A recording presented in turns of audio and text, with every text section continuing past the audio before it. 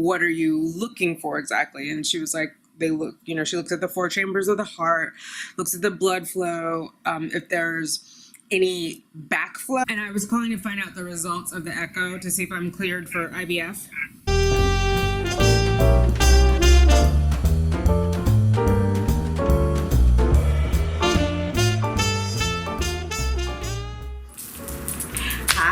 Thanks for clicking on Simply Tanika. I am Tanika. If you are new here, welcome. Hit that subscribe button. Let's hang out a while. If you are returning, welcome back. What's up, fertility fam? We gotta do what?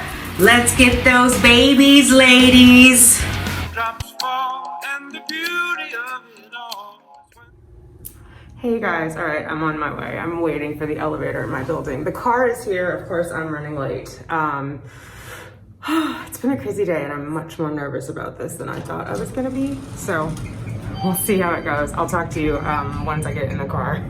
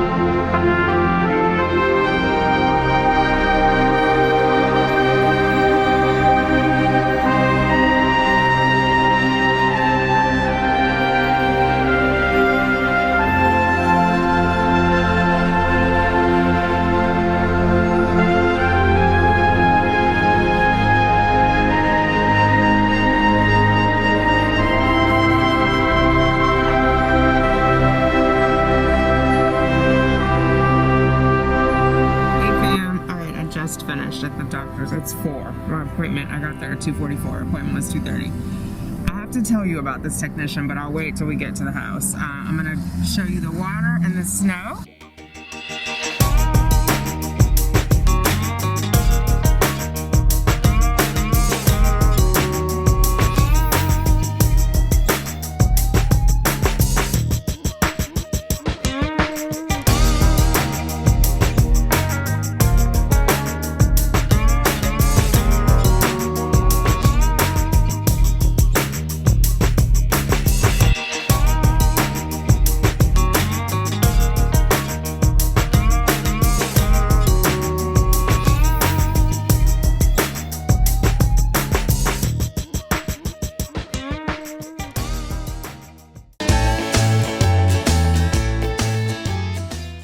From my EKG. Did you like my outfit?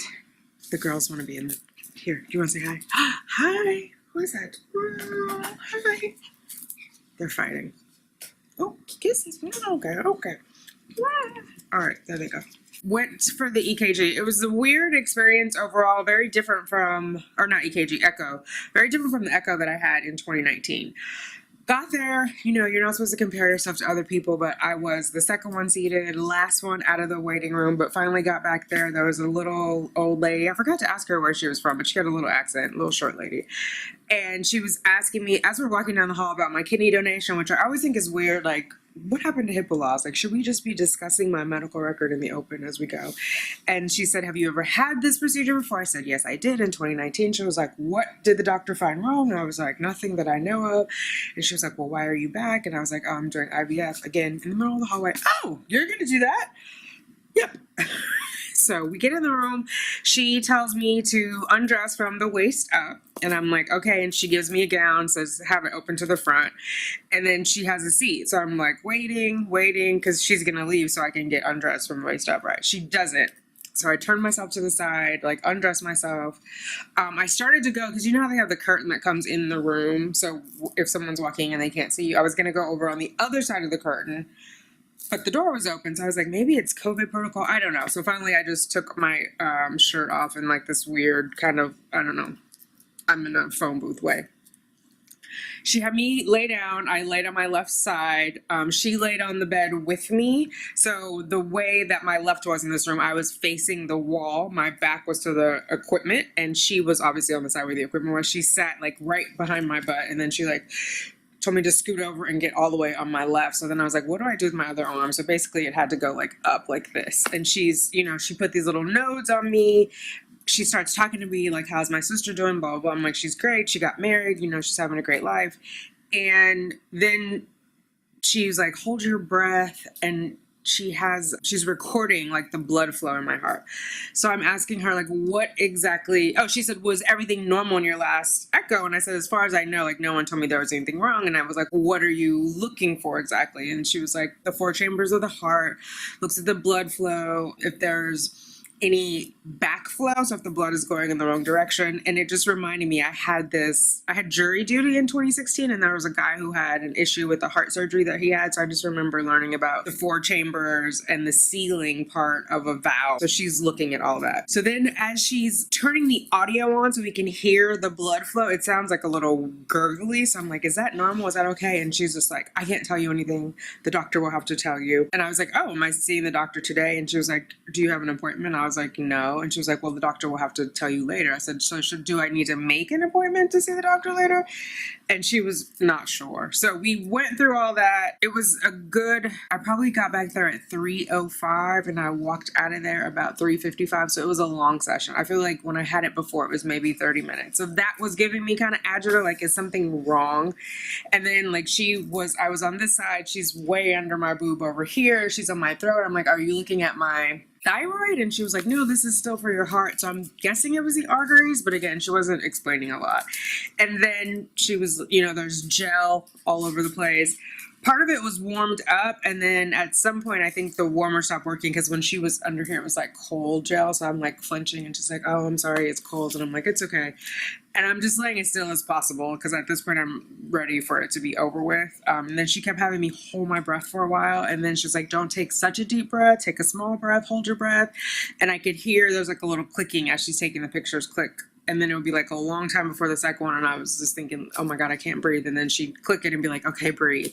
So all of that I'm sure is adding to my anxiety. So I'm worrying, like, is that making my heart rate irregular? I don't know. I'm sure that they factor all that in. Anyway, when it's all said and done, she's like, okay, you're done. Here, just use the gown that you have on to wipe the gel. And I was like, okay, so am I okay to get dressed? And she was like, yeah. So I stand over there and she has a seat again. So I was just like, this is weird. So I go and close the door. I go around on that side between the door and the drape. And when I am over there, I just tell her, you know, it's really weird that you stay in the room with me while I'm getting dressed and undressed. I've never had that happen before. Is this related to COVID? And she was like, oh, I'm so sorry. I should have left. I was just in a hurry to clean up. And I was like, no, but you were in here when I got undressed too. She was like, oh, no, I was cleaning up. I was like, no, when we started, you were in here. So I'm just wondering, like, why? And she was like, oh, I think the virus is just making us all crazy. So then she gets up and steps out of the room. So I should have said something at the beginning, but I still don't understand. Like, maybe it was just very weird. Have you guys ever had that happen where they stayed in the room? I mean, my back was to her when I got undressed, so I was okay. And then when I got redressed, I felt better. I had to say something or get behind the curtain, because in order to wipe the gel off with the gown, I'm obviously exposing myself. I take the gown off. You're not going to wipe it and then keep it on. You know what I mean? So I knew I was going to be completely disrobed, where when I got undressed, I could mask myself. Like, I put the gown on, and then, you know, us ladies, how we unhook a bra through one arm and then through the other and take it off and slide it around. It was just weird. Let me know. Have you guys had that experience before? Like, I'm sure somebody's a tech and they'll say, she was super apologetic when I pointed it out, but I just thought it was strange. And I think that was like her room. She was huddled in there, because when I did get redress behind the curtain, between the curtain and the door, there's like a coat hanging on the hook and a bag, and normally that's not the case either. Normally that's for the patient to put their coat on. So like she was in there all day, you know what I mean? I would think that they would have a coat closet for the workers. Anyway, we said our goodbyes. I said, so how does this work? Do I need to contact the doctor? Do I need to go up front and make an appointment to talk to the doctor? And she was like, no, someone will reach out to you.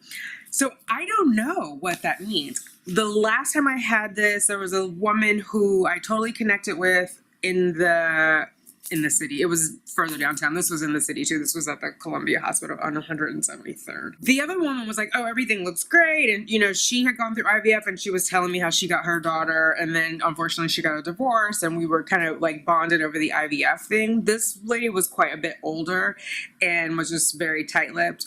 I don't know if I didn't build that connection with her or if there's really something wrong. Because, like, why wouldn't you just say, oh, you're fine, but they'll give you the details. You know what I mean? We'll see. I will wait. Since this is going to be a separate video from Vlogmas anyway, I will wait until I get the results before I post this video. So if you've stuck around this long, hang on a little bit more and I will put the results in. Alright guys, so it is the next day, the 23rd. I don't have an answer yet. I haven't heard from the doctor about the echo results, so I'm just going to log in and see if there's anything in the portal. If not, I'm going to get the doctor on the phone or someone from the office. I shouldn't say it like that. I'm going to connect with someone from the doctor's office. Because who am I? After visit summary. I found Dr. Anita P. Lasala, who specializes in obstetrics and gynecology. May I transfer you now? Yes, please. Transferring you to Dr. Anita P. Lasala now. Hi, this is Tanika. Dr. Lasala had ordered an echo for me, which I had done yesterday. Mm-hmm. And I was calling to find out the results of the echo to see if I'm cleared for IVF. Your echo is normal. Echo is normal. Okay. So you're clear. Okay, awesome. And then that'll be sent over, I guess, to Dr. McConnell, or she can see it somewhere in the portal. Make it clear. Okay. Yep. Thank you. You're welcome. All right, bye-bye. Girl, I don't know why I was expecting something to not be normal. So that is that. I got my credit card business today, so I will send that off. All right, we're good to go. So I'm gonna actually print out the credit card authorization form, send that back over to Columbia. We're a go-go. Yay, I'm so excited. I think that's gonna be it. You guys don't need to see me print out the thing. Thank you for rocking with me. If you have any questions about your own echo, let me know. This is my second one. It was very different from my first one. Again, I think I just didn't have that bonding connection with my technician, or maybe it's just their process because I went to a totally different place. Who knows? At this point, I don't really care. But if you have any questions about it, if you're from this video because you were anxious, hopefully this relieved your anxiety. Hopefully I carried enough for the both of us, and you get through your echo okay. You don't have to do anything weird. There's no like don't eat, don't drink. So it's one of the easier exams as exams go. Like the saline sinus histogram, SHG, that one was you have to empty your bladder and blah blah blah. This one is straightforward. So this was my last thing to check off on my medical to-do list for my IVF. I need to send them my credit card authorization, and that'll be the last thing on my financial check off, and we are ready to make babies. Let's get those babies, ladies. All right, I'll talk to you later. Bye. Mwah. Baby, that's 2 SO.